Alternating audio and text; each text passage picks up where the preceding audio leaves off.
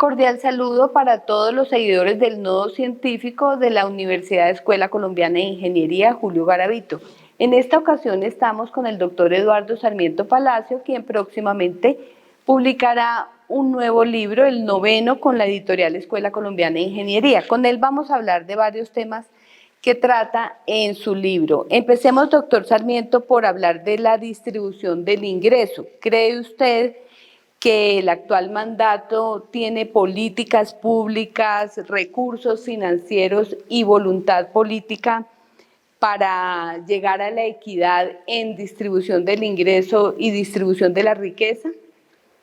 Yo creo que tiene la buena voluntad, los deseos y algunas medidas para buscar la equidad, pero no tienen el modelo económico, y es lo que ha venido ocurriendo en los últimos 30, 50 años. El país no ha logrado avanzar en un modelo que le mejore la distribución del ingreso y sea sostenible. Si usted mira la experiencia del pasado, va a tener un gran esfuerzo para conseguir el crecimiento económico a cambio de la distribución del ingreso. Eso no funcionó, creó un gran malestar social que llevó a una cierta protesta y de molestia colectiva que ven el deterioro de la distribución del ingreso en Colombia como un factor inaceptable. Y esto aparece en los coeficientes de Gini. En la última información mundial sobre el coeficiente se encuentra que Colombia está entre los 5 países más inequitativos del mundo. De manera que el país generó en cierta manera esta inequidad por un modelo económico que le da todas las ventajas al crecimiento económico. Pero luego resulta que usted no consiguió ni la distribución del ingreso ni el crecimiento. Ahora usted está empeñado en un modelo de distribución del ingreso a cambio del crecimiento. Y tampoco funciona. Precisamente en el último libro y en el que está en publicación se muestra que ese ha sido un gran error de América Latina, y es que el crecimiento y la distribución del ingreso son altamente determinados por las mismas variables, en particular por el ahorro, de manera que cuando usted busca un propósito a cambio del otro, no se consigue. Y esa ha sido la gran virtud de los países asiáticos y de China, que han conseguido no un objetivo u otro, sino han conseguido los dos objetivos al tiempo. De manera que las soluciones que buscan el crecimiento a cambio de la distribución no funcionan, y los que buscan la distribución a cambio del crecimiento tampoco. Usted necesita actuar en las dos direcciones. Y esto lo decía Nash hace 50 años. Doctor, usted ha trabajado durante toda su vida académica en pos de un modelo propio, y de hecho tiene un libro que se llama El Modelo Propio. Háganos una síntesis de ese modelo que podría ayudar a Colombia a salir a flote. Bueno, es el modelo que yo he presentado y básicamente pretende actuar sobre diferentes frentes para impulsar el crecimiento económico que ha sido insuficiente en Colombia, pero dentro de un marco de distribución del ingreso. Es, en cierta manera, el modelo asiático. ¿Y cómo consiguió Asia ese propósito? Eso está muy bien ilustrado en la literatura de estos países. Y en el libro pues hay un capítulo destinado a esto, lo mismo en el anterior. ¿Y qué es lo que ha pasado con el crecimiento de la distribución? Que no tenemos el modelo que reconozca que los dos propósitos no son excluyentes, sino son complementarios. Entonces, cuando usted busca un propósito, la distribución a cambio del crecimiento, usted genera un problema de ahorro como en Venezuela. O cuando usted busca el crecimiento, cuando usted busca el crecimiento económico a cambio de la distribución, pues genera un gran descontento social. De manera que ambos extremos de buscar un objetivo a cambio de otro fracasan. ¿Y quiénes han resuelto esto? Pues en cierta manera los asiáticos, que en los últimos 40 años, luego de haber tenido un desempeño muy parecido al de América Latina, tanto los países asiáticos como China han conseguido tasas de crecimiento de 10% que se pensaba que eran imposibles, pero al mismo tiempo han mejorado la distribución del ingreso como nadie más. Entonces, ¿cómo lo consiguieron? Con un modelo económico que aumenta el ahorro, y al aumentar el ahorro se logra el doble propósito del crecimiento y la distribución del ingreso. Y mire, esto está en el libro. Yo recuerdo un pasaje de un trabajo que yo realicé para la Universidad de las Naciones Unidas sobre Corea y Colombia. Entonces yo decía, mire, Colombia en 1980 tiene condiciones muy, muy parecidas a las de Corea. Realmente me impresiona la gran similitud entre los dos países.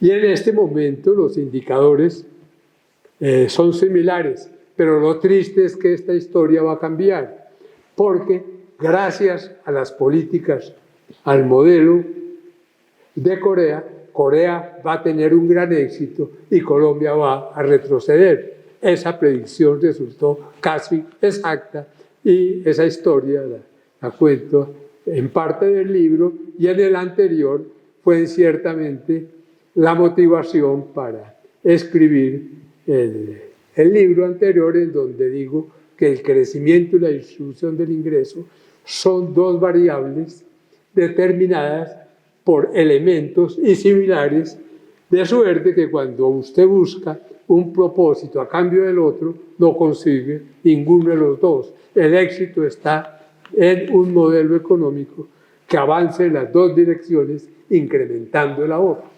¿Esa posibilidad que tuvo Colombia en los 80 se perdió con la apertura, cree usted? Se perdió con la apertura. Luego de que yo hice este trabajo para las Naciones Unidas, tuve la oportunidad de discutir todos estos aspectos en América Latina como funcionario de la CEPAL, donde estuve más de 1 año y medio. Y lo que se veía en América Latina era un gran desconcierto en ese momento. Pero lo cierto es que ya había claridad sobre los elementos del crecimiento, había suficiente información, pero este modelo no estaba escrito. En el caso del trabajo mío como Corea, el modelo estaba explícito. Tan solo cuando yo regreso a Colombia y escribo el modelo propio, digo, mire, aquí lo que nos ha faltado es una síntesis de poder escribir o elaborar no ya una cartilla de soluciones, sino un modelo en donde usted, en el fondo, intente crear las condiciones para mejorar la distribución del ingreso y elevar el crecimiento, sobre la base de que las experiencias que han buscado un propósito a cambio del otro han fracasado, y en cambio las que han buscado los dos propósitos al tiempo, como fue el caso de Corea, China y el resto de los países asiáticos, la cosa ha sido contraria. Entonces, ¿cuál es el secreto?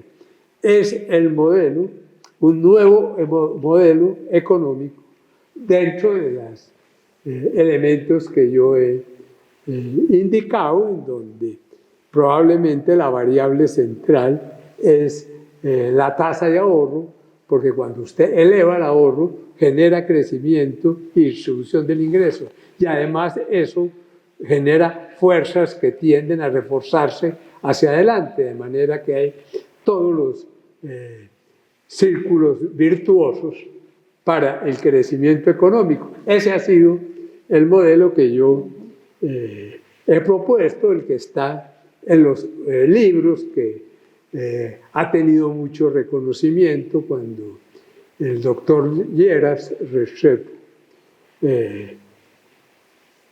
leyó un artículo mío sobre la conciliación del crecimiento y distribución del ingreso, calificó mi artículo en Nueva Frontera como el mejor trabajo que había leído sobre economía en el país, y en realidad el presidente que más avanzó en ese propósito del crecimiento con distribución del ingreso fue el doctor Carlos Lleras, que hacía industrialización, que hacía avance financiero, pero al mismo tiempo promocionaba la reforma agraria. Entonces, si usted va a mirar qué ocurrió en la administración Carlos Lleras, es un buen ejemplo de 4 años de cómo hacer al mismo tiempo crecimiento económico y distribución del ingreso. Luego, ese modelo de Carlos Lleras fue un poquito avanzado por el doctor Kerry con sus propuestas de la construcción, pero que terminaron mal por problemas políticos. Pero en general, lo interesante acá es que no se trata de ninguna manera de un modelo que yo me lo haya copiado en la Universidad de las Naciones Unidas, o me lo hubiera copiado en la CEPAL, sino un modelo que lo tenía en la cabeza, que lo discutí en las Naciones Unidas, lo discutí en la CEPAL, lo presenté en artículos de prensa, tuve la fortuna de que uno de mis principales lectores fuera el doctor Carlos Lleras, y finalmente encontré que sí es posible, ya ante los hechos factuales de Asia y de algunos países, como es el caso de China, de cómo a través de un modelo económico que concilie la equidad con el crecimiento, usted puede lograr tanto el crecimiento como la distribución del ingreso, y que los modelos que buscan un propósito a cambio del otro, como fue el caso de Pinochet en Chile, fracasan. Lo mismo se puede decir de los que dicen vamos a hacer distribución del ingreso sin crecimiento económico y sin ahorro. Esos modelos también fracasan. El éxito, por lo menos lo que está diciendo la historia, llamémosla prácticamente divulgada por la OMC, que es al acceso de todo el mundo, es que en este juego tienen una gran influencia los aspectos teóricos. Y lo que pasa es que el crecimiento y la distribución del ingreso, que aparecen dos objetivos distanciados, son determinados por variables similares. Entre ellos, la más importante es el ahorro. De manera que cuando usted logra aumentar el ahorro, se dispara el crecimiento y la distribución. Y cuando le cae el ahorro, esas dos variables centrales se van para atrás. Y si usted me dice en dónde está el distintivo de Corea y de los asiáticos, le digo, mire las cifras publicadas en todos los journals, en todas las revistas de alta divulgación, y va a encontrar que en estos países la tasa de ahorro es mucho mayor que los otros. Son, al fin y al cabo, índices económicos de muy fácil interpretación. Doctor, siguiendo con el tema de la estabilidad económica, en el largo plazo, ¿usted cree que ayudaría el mecanismo de regla fiscal o cómo lo ve usted? El mecanismo de política fiscal fue un mecanismo que se inventaron para tener austeridad. La regla fiscal es más o menos un freno para no desbordarse en las variables fiscales. Entonces, en particular, limita el déficit fiscal. Entonces, en este momento, usted tiene que el déficit fiscal y el déficit en cuenta corriente, que se suman, en Colombia es del orden de 9%, y creo que va para situarse por encima de 10%. Pues bien, esa medida fiscal de precaución diría que ese porcentaje no debería ser más de 4%. Entonces, la regla fiscal no se está cumpliendo, pero no se atreven a decírselo, sino los responsables de la regla fiscal salen a decir esto se va a incumplir. No, se está incumpliendo. Y el gobierno, en el fondo, dice voy a cumplir y tampoco la cumple. De manera que se volvió un recurso verbal para escapar de una realidad. Entonces, la regla fiscal tiene como punto de arranque la salubridad, llamémoslo, económica fiscal, lo cual está bien, pero eso aplicado aisladamente y sin un marco concreto no dice nada. Entonces, eso me lleva al modelo económico. Usted necesita un modelo económico que le contemple toda la economía y no ajustes individuales como la regla fiscal, que si bien le puede hacer un bien porque le mejora los balances fiscales, también le puede hacer un daño porque le afecta negativamente los índices de producción. De manera que la regla fiscal, a través de comunicados en la televisión, a mí me parece que es un manejo irresponsable y poco serio. Doctor, las tasas de interés suben, entre las afectadas están las pymes, que son fundamentales. ¿Qué sugiere usted para que esas pymes puedan acceder a créditos? ¿Qué habría que hacer para bajar esas tasas y garantizar el crecimiento y el desarrollo económico, sobre todo este sector que es fundamental en la economía? Bueno, es que ahí se equivocó el gobierno. La economía colombiana venía mal de tiempo atrás por la apertura económica. El coronavirus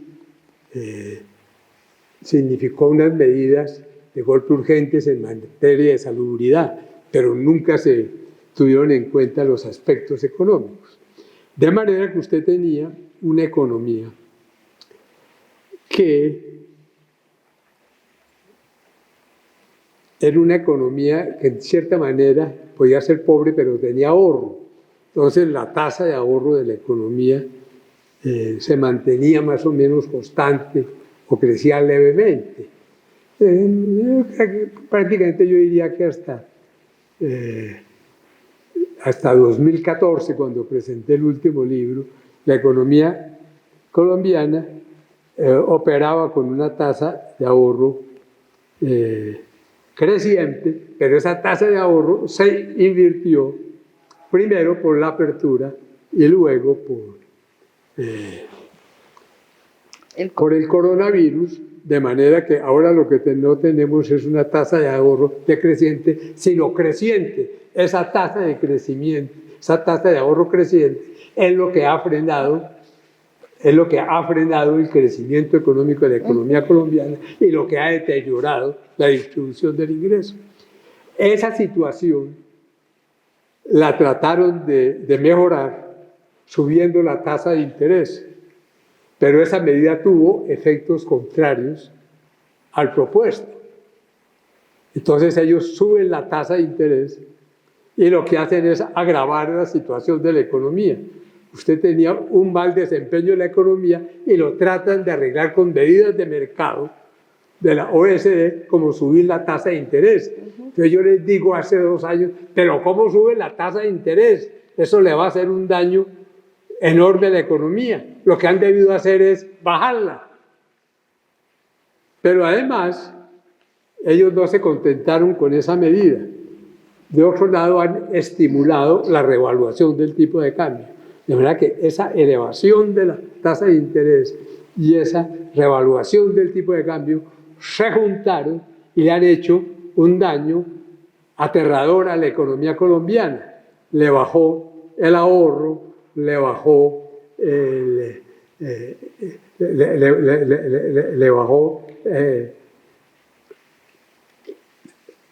le revaluó la moneda de manera que generó efectos totalmente contrarios, como fueron la revaluación de la moneda y el alza de la tasa de interés. Entonces, lo que vengo diciendo, o lo que dije en ese momento es, mire, si ustedes miran el diagnóstico de la economía colombiana, sí hay 2 cosas claritas que hay que hacer. Es no subir, sino bajar las tasas de interés y no revaluar la moneda, sino devaluarla. Pero ustedes están haciendo lo contrario. Ustedes llevan la economía a un colapso. Entonces me decían, Sarmiento, ¿cómo repite? No, pero señores, si esa medida de subir la tasa de interés y de revaluar la moneda se mantiene, vamos a llevar la economía a un colapso. Entonces me da mucha pena tener que repetirla en la columna.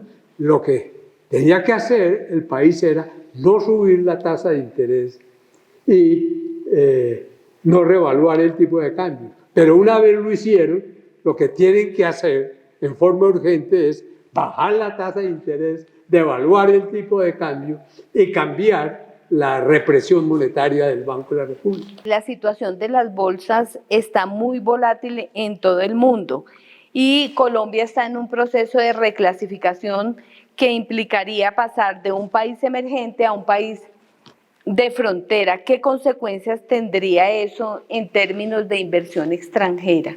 Antes de la apertura económica, nosotros exportábamos más de lo que importábamos. Teníamos superávit de balanza de pagos. Ese fue un resultado del doctor Carlos Lleras y un poco del doctor Kerr, que entendieron muy bien la economía colombiana y advirtieron que un elemento para impulsar la economía colombiana era el superávit de la balanza de pagos y una buena demanda de empleo a través de la construcción. Pues bien, el doctor Carlos Lleras busca esto a través de la reforma del sector externo, de las exportaciones, las importaciones. El país venía de unos regímenes en que cada ratico caían en devaluaciones improvisadas. El doctor Carlos Lleras cambia la estructura del sector externo y convierte la economía colombiana en una economía exportadora. De manera que hasta que se inició la apertura, la economía colombiana operaba con superávit de balanza de pagos. Hoy en día tiene un déficit de balanza de pagos de 7% del PIB, uno de los más altos del mundo. Entonces, noten ustedes cómo en esto lo que importa es el modelo económico, la consistencia de la gente. Entonces, esto de dar medidas aisladas de la balanza de pagos, de la tasa de interés, lo que demuestra es una gran improvisación y un juego con los medios de comunicación. Aquí lo que necesitamos es hacer el modelo que hemos recomendado durante 30 años, que creo que está bien resumido en los 9 libros publicados por la Escuela Colombiana de Ingeniería. De manera que de allí la importancia de los libros, de allí la importancia de los trabajos académicos, y es que por ese lado se va formulando el modelo, que es difícil hacerlo políticamente, que es difícil hacerlo en el gobierno, en donde usted está expuesto a lo que quiera el presidente. Por ejemplo, cuando José Antonio Campo fue nombrado ministro de Hacienda y que el país lo aplaudió, luego hubo un problema enorme porque José Antonio Campo quería la austeridad fiscal y el presidente quería la gran amplitud fiscal. Entonces, finalmente, la única solución fue romper la conciliación política entre los dos. Entonces, ahí usted tiene un claro estado en el cual el ministro de Hacienda iba en una dirección porque quería más gasto público y el ministro de Hacienda quería más estabilidad fiscal. En ese tire y afloje, finalmente llegaron a una situación desesperada en donde ganó el que tiene más fuerza, donde manda capitán, no manda marinero. Muchas gracias, doctor. Entonces, estaremos muy pendientes en octubre del lanzamiento de su libro y pues hasta una próxima emisión del Nodo Científico.